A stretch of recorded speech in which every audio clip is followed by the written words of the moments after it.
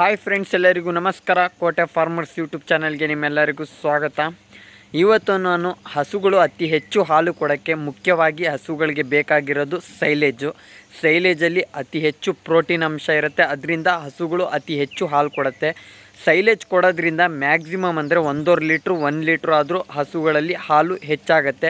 ಸೈಲೇಜ್ನ ಇವತ್ತು ಹೇಗೆ ತಯಾರಿಸುವುದು, ಏನೆಲ್ಲ ಅಂಶಗಳನ್ನ ಹಾಕಬೇಕು ಮತ್ತು ಸೈಲೇಜ್ನ ಎಷ್ಟು ತಿಂಗಳ ಇಡ್ಬೋದು, ಎದ್ರ ಒಳಗಡೆ ಇಡಬೇಕು ಅನ್ನೋದನ್ನ ಈ ವಿಡಿಯೋ ಮುಖಾಂತರ ಫುಲ್ ಡೀಟೇಲ್ಸ್ ಆಗಿ ವಿಡಿಯೋನ ತಿಳಿಸ್ತೀನಿ. ಬನ್ನಿ ಈಗ ವಿಡಿಯೋನ ಸ್ಟಾರ್ಟ್ ಮಾಡೋಣ.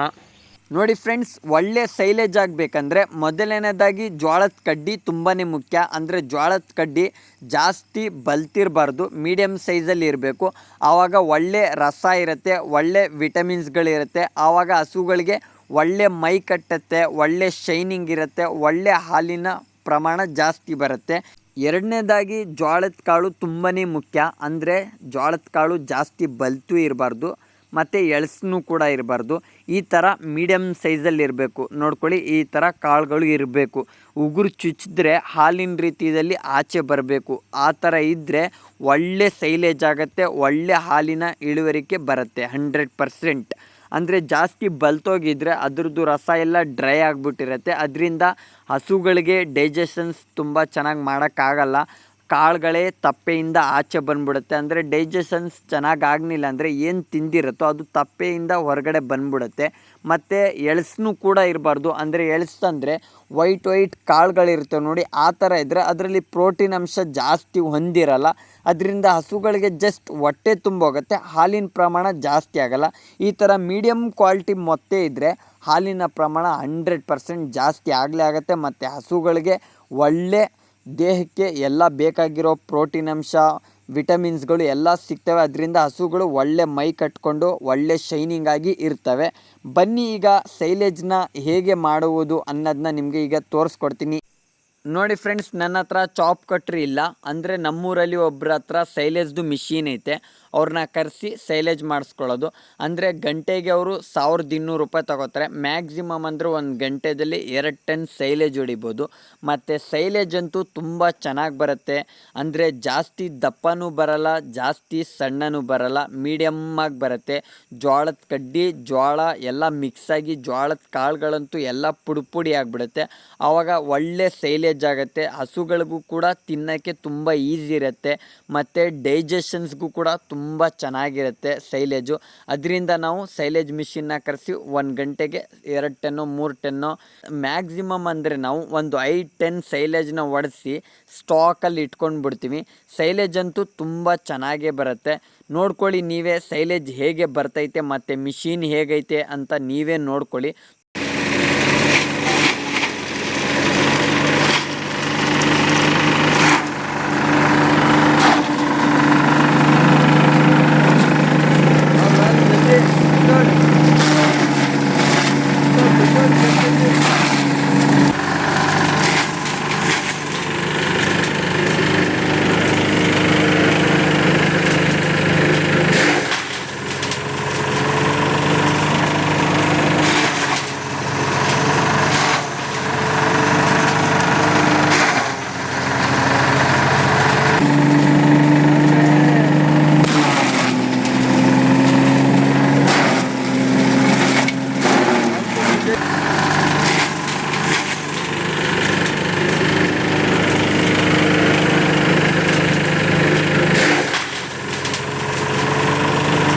ನೋಡ್ಕೊಳ್ಳಿ ಫ್ರೆಂಡ್ಸ್, ಸೈಲೇಜ್ ಅಂತೂ ಮಾಡಾಯಿತು.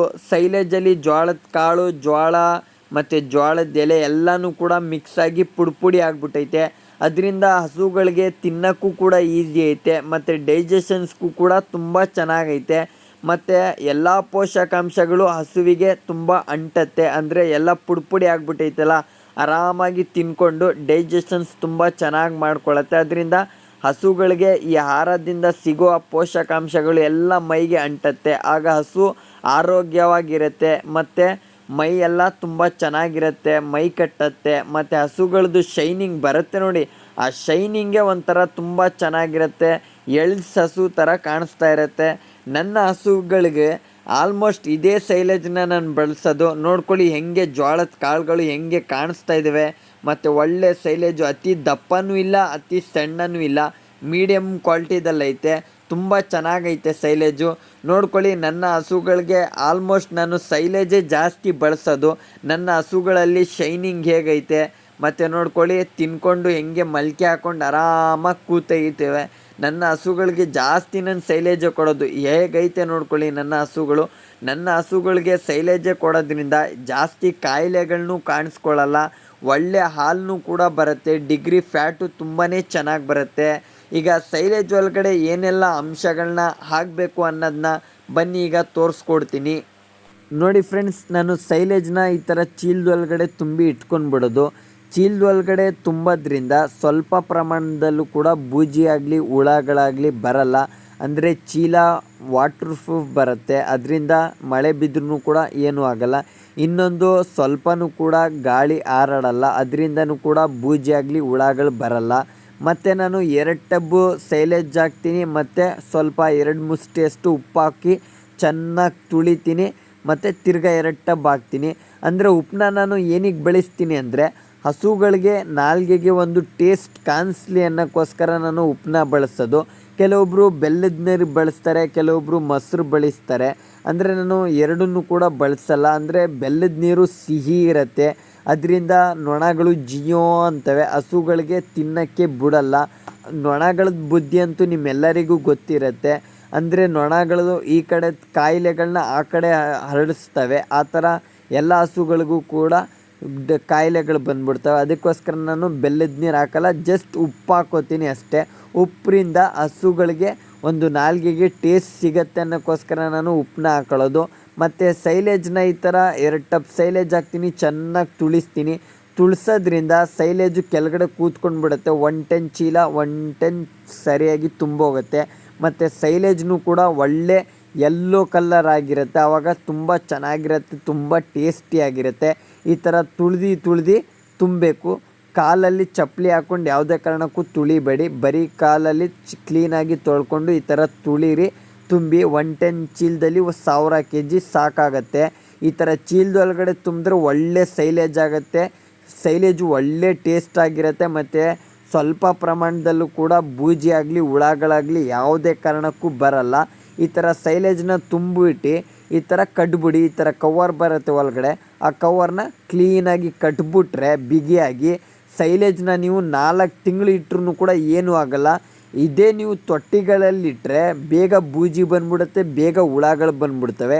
ಈ ಥರ ಚೀಲದೊಳಗಡೆ ಇಡೋದ್ರಿಂದ ಸ್ವಲ್ಪ ಪ್ರಮಾಣದಲ್ಲೂ ಕೂಡ ಬೂಜಿ ಆಗಲಿ ಹುಳಗಳಾಗಲಿ ಬರಲ್ಲ. ಈ ಥರ ಕಟ್ಟಿ ನೀವು ಬಿಗಿಯಾಗಿ ಇಡ್ಬಿಡಬೇಕು, ಆವಾಗ ಏನೂ ಆಗಲ್ಲ.